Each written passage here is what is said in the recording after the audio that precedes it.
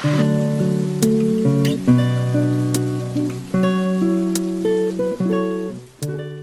Poppies, benvenuti in The World of Oz, io sono Dorothy e questo è un nuovo video. Oggi parliamo di 5 drama coreani di genere romantico / commedia romantica che, anche se pregni di luoghi comuni, cliché e di sano trash che ci piace tanto, o perlomeno a me, sono considerati dei grandi classici e quindi almeno una volta nella vita andrebbero visti. Che meraviglia! E voi ci credete, vero? Ce ne sono tanti, io ne ho selezionati solo 5 che trovate tutti su Rakuten Viki, che per chi non lo sapesse è l'app con la quale è possibile visionare non solo drama coreani ma anche giapponesi, taiwanesi e cinesi. Alcuni di questi 5 li potete visionare gratuitamente su Viki e per gli altri, ahimè, avrete bisogno del VPN e del Vikipass Plus. Oppure, nel caso non voleste stipulare alcun tipo di abbonamento e masticaste un po' l'inglese, li trovate tutti su Drama Pool, ovviamente sottotitolati in inglese. First reaction, shock, because... Magari più avanti farò un video su come e dove reperire i vari drama gratuitamente e quindi senza cacciare fuori gli svemboli. Me ne può fregare il nulla.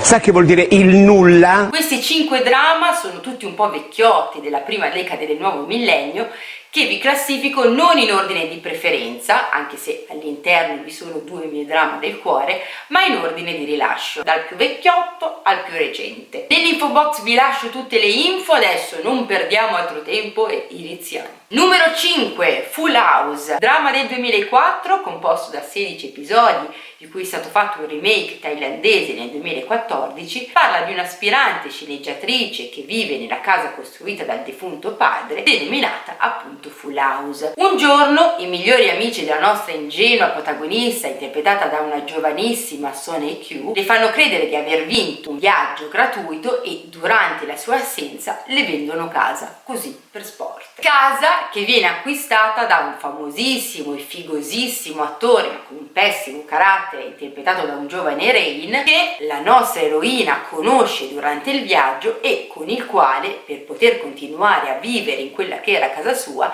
inizia una convivenza forzata, cioè inizia a fargli da serva. Io non lavo un piatto perché non sono una lavastoviglie. È una commedia romantica e leggera, senza troppe pretese, dove i protagonisti non fanno altro che azzuffarsi per la maggior parte del tempo, ma che fa proprio della sua semplicità il suo punto forte. Quindi, se vi piace il genere, guardatelo. Numero 4, Gung o Princess Hours, drama del 2006 composto da 24 episodi. La moderna Corea ci viene presentata come una monarchia dove il re, gravemente malato, decide di abdicare in favore del figlio, ma affinché ciò avvenga, il burbero e antipatico principe ereditario dovrà prima sposarsi. Non può però sposare la ragazza che ama a causa di una promessa fatta dal nonno, ma è costretto a sposare una ragazza di umili origini e di buon cuore, interpretata da una giovanissima Yoon-hye, che frequenta la sua stessa scuola e che lui disprezza con tutte le sue forze. La nostra eroina però non verrà disprezzata dal cugino del principe, che io personalmente ho preferito di gran lunga al protagonista. Comunque, riusciranno i nostri eroi tra i vari intrighi di corte ad appianare le proprie divergenze, ad amarsi? Guardatevi il dramma e lo scoprirete. Numero 3, Coffee Prince. Coffee Prince è uno dei miei drama del cuore ed è un drama assolutamente da vedere. Perché è un drama da vedere? Ma perché c'è Gong Yoo, ragazzi, Gong Yoo che in una delle primissime scene ci regala emozioni passeggiando mezzo nudo per casa. Sento vibrare cosa buona? Ah, Macarena! No, sto scherzando, non va visto per questo, o almeno non solo. Coffee Prince è un drama che va visto perché affronta temi LGBT considerati un tabù ai giorni nostri in Corea, figuriamoci 13 anni fa, e lo fa con una delicatezza, una naturalezza e genuinità unica. La trama parla infatti di una povera ragazza orfana di padre, Eun-chan, costretta a barcamenarsi tra 1000 lavoretti part-time per poter mantenere la propria famiglia e che per il suo aspetto un po' da maschiaccio viene spesso confusa per un ragazzo. Un giorno incontra e si scontra con il ricco erede di un'azienda alimentare che tutto fa fuorché lavorare e che, stufo delle continue pressioni, dei continui appuntamenti al buio organizzati dalla nonna per cercare di farlo ammogliare, decide di assumere Eun-chan, credendola un ragazzo, come suo amante gay. La nonnina cara, la Highlander dei drama, l'immortale, vista e rivista in tantissimi drama, cioè quando c'è da fare una vecchina chiamano lei. Quanta ne ha questa donna? Comunque, la vecchina carina, stufa della nulla facenza del nipote, decide di obbligarlo a rilevare un locale in malora, il Coffee Prince, che il nostro protagonista si impegna a ristrutturare e a gestire nel migliore dei modi per dimostrare di non essere un buon a nulla. Ma ci riuscirò? Dopo aver scoperto che nei pressi del locale sorge un'università femminile, decide di assumere solo ragazzi di bell'aspetto e chiede a Eun-chan, ancora convinto che sia un ragazzo, di lavorare al Coffee Prince, e la poverina, che non può permettersi di rifiutare ovviamente nessun tipo di lavoro, accetta e si spaccia definitivamente per un ragazzo. Cosa succederà? Non ve lo dico, così ve lo guardate. Per me un must, un imperdibile, un dramma assolutamente da vedere, emozionante, e dove anche la storia dei personaggi secondari non è scontata, ma anzi è matura e interessante da vedere, assolutamente. Numero 2, qua il sole mi sta abbandonando, ok, ma noi continuiamo. Sole. Numero 2, Boys Over Flowers, drama del 2009, remake del dramma giapponese Anna Yoridango, tratto da un manga basato su un anime, di cui è stata fatta poi una versione taiwanese, una versione coreana, questa, una versione cinese, Meteor Garden, che trovate su Netflix Italia, più 1,5 miliardi di film e speciali vari. Che cosa hanno in comune tutte queste versioni? Oltre alla trama ovviamente, la pettina improponibile del protagonista.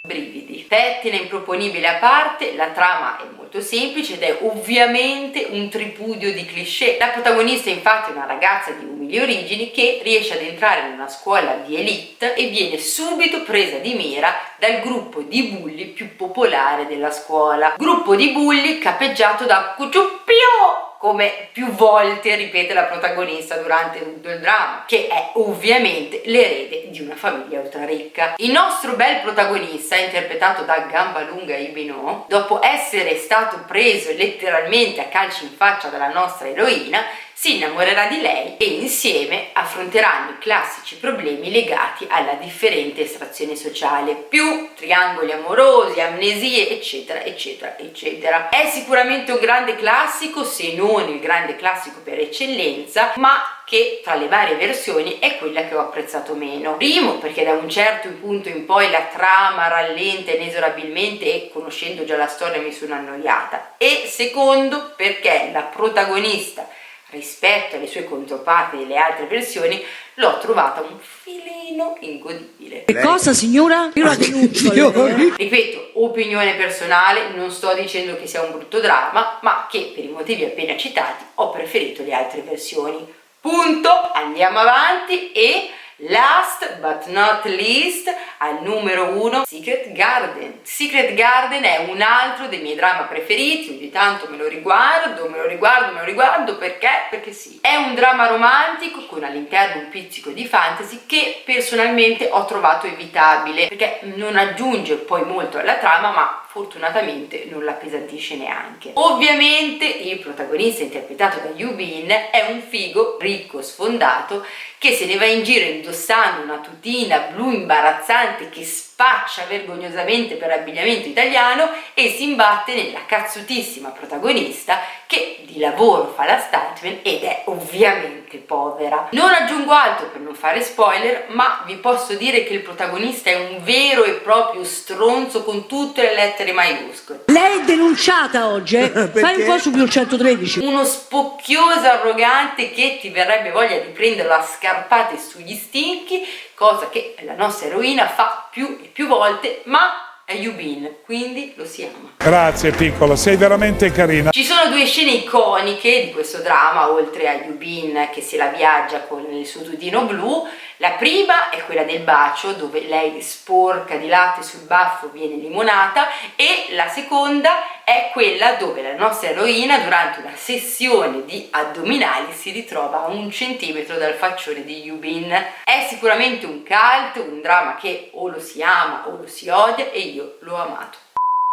Bene amici, anche questo video termina qui. Fatemi sapere se conoscevate questi drama, se vi sono piaciuti, non vi sono piaciuti, perché insomma scrivetemi tutto quello che volete qui sotto. E per oggi questo è tutto, noi ci rivediamo alla prossima puntata, sempre oltre l'arcobaleno. Ciao!